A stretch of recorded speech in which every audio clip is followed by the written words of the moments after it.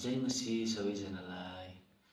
फेरि पनि मैले एउटा सानो लेसन है मेजरको लिएर आएको छु। इमेजरको है इमेजरको रिलेटिभ कर्ड्सहरू चाहिँ कुन कुन हुन्छ, इमेजरको गाना उठेको छ भने हामीले कुन कुन कर्ड्सहरू युज गर्न सक्छौँ इमेजरमा है।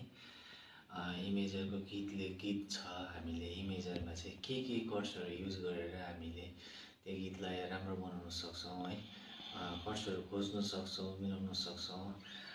यो चाहिँ अब यो तपाईँको लेसनले चाहिँ तपाईँलाई धेरै सहायता पुगेको होस्। Imager F sharp minor, A major, B major, C sharp minor,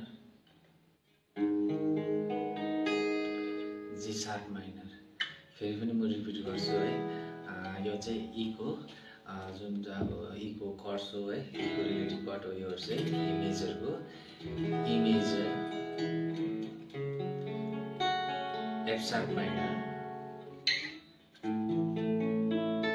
A major,